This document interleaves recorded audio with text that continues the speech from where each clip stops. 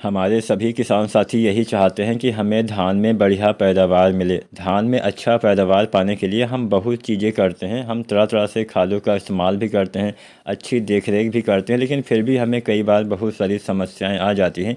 उसी में से एक समस्या होती है बालियों की साइज़ छोटी रह जाना, मतलब बालियों की लंबाई छोटी रह जाना, बालियों की मोटाई ज़्यादा ना होना, बालियों के अंदर ज़्यादा दाने ना होने से हमें उत्पादन में सीधा सीधा असर मिलता है, मतलब उत्पादन हमारा सीधा सीधा कम हो जाता है।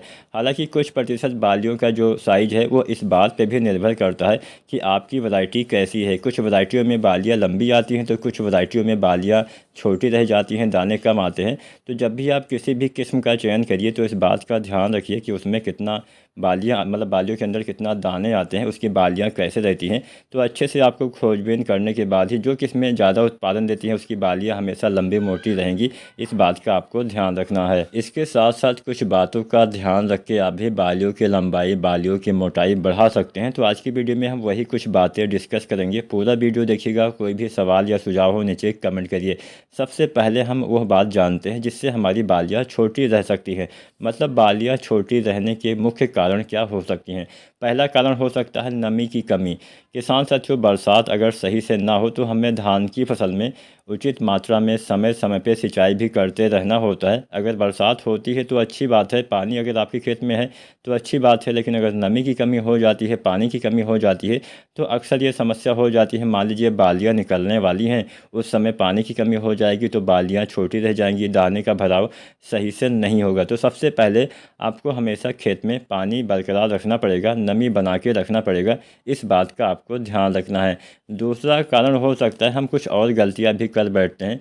बहुत सारी गलतियां होती है, जैसे हम बालियां निकलते समय यूरिया डाल देते हैं, जिससे क्या नुकसान होता है, कई बार हमारी फसल में बीमारियां ज़्यादा लग जाती हैं, जिससे हमारी फसल में उत्पादन कम मिलता है। पोटास की कमी की वजह से भी कई बार दाने, बालियाँ छोटी रह जाती हैं। तो पोटास भी आपको धान की फसल में अवश्य डालना होता है। पोटास आपको 50 दिन के भीतर पोटास का इस्तेमाल कर देना होता है। अगर आपने 50 दिन की फसल हो गई है, अभी तक पोटास नहीं डाला है, तो ऐसी कंडीशन में आप 25 किलो MOP पोटास जो 60% वाला आता है, इसका इस्तेमाल करके काम चला सकते हैं। वैसे पोटास का इस्तेमाल धान में 2 बार करना चाहिए। पहली बार रोपाई के समय, दोबारा से 40-50 दिन पे, और मात्रा आपको 30 से 40 किलो के हिसाब से डालना है। 30 किलो कम दिन वाली वैरायटियों में और 40 किलो थोड़ा देर से तैयार होने वाली किस्मों में आपको आधी मात्रा रोपाई के समय, मान लीजिए कम दिन वाली वैरायटी में आप 30 किलो डालने वाले हैं तो 15 किलो रोपाई के समय डालिए, 15 किलो डालिए 40-50 दिन पे।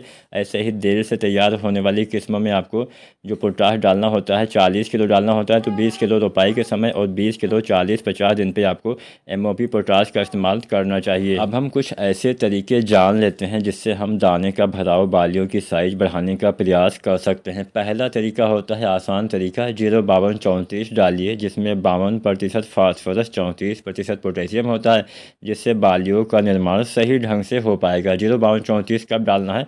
बालियाँ बनते समय गोब की अवस्था में आपको 1 किलो से लेकर 1.5 किलो 0-52-34 डालना चाहिए, जिससे अच्छा लाभ मिलता है। इसके साथ में आपको डालना है बोरोन।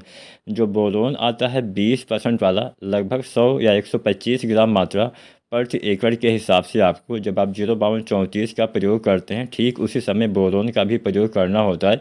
इसके इस्तेमाल से आपके दाने का भराव सही से होगा। इसके अलावा भी बहुत सारा काम करता है। बोरोन पौधे के सभी भागों तक सभी तत्वों को पहुंचाने का काम भी करता है, जिससे पौधे का समुचित विकास सही ढंग से हो पाता है। तो बोरोन कितना डालना है? 20% वाला, 100 से 125 ग्राम डालना है। बढ़िया फ़ायदा आपको देखने को मिलेगा। इसके साथ अगर आपका थोड़ा सा बजट है तो आप डालिए जिंक 12% वाली। जो जिंक आती है, यहाँ पे जिंक सल्फेट का इस्तेमाल नहीं करना है, केवल जिंक जो 12% वाली आती है, जिसको हम EDTA जिंक बोलते हैं, चिलेटेड जिंक बोलते हैं, इसका इस्तेमाल करिए। 12% वाले जिंक लगभग 100 या 125 ग्राम, इसका भी इस्तेमाल करना है। इसके इस्तेमाल से क्या फ़ायदा मिलेगा? पौधे में भोजन बहुत अच्छे से बनता है, पौधे में भोजन बनाने की क्षमता में विकास होता है, जिससे बालियों का विकास सही ढंग से सुचारू रूप से हो पाता है।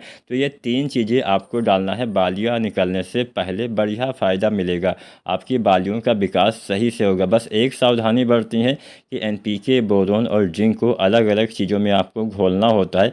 इकट्ठा एक साथ घोलिएगा मत। अलग अलग घोलने के बाद आप एक साथ टंकी में डाल के इस्तेमाल करेंगे तो बहुत अच्छा ज़बरदस्त फ़ायदा मिलेगा बालियाँ अच्छी आएंगी। जब भी आप कोई भी खाद डालिए, चाहे कोई दानेदार खाद डालिए, चाहे किसी चीज़ का आप छिड़काव करिए, उस समय खेत में उचित मात्रा में नमी होनी चाहिए। अगर नमी ना हो तो पहले आपको सिंचाई करना है, उसके बाद खादों का प्रयोग करेंगे, तब अच्छा लाभ मिलेगा। वीडियो अगर पसंद आई हो तो लाइक करना, कोई सवाल हो नीचे कमेंट करिए और चैनल को सब्सक्राइब करिए। धन्यवाद।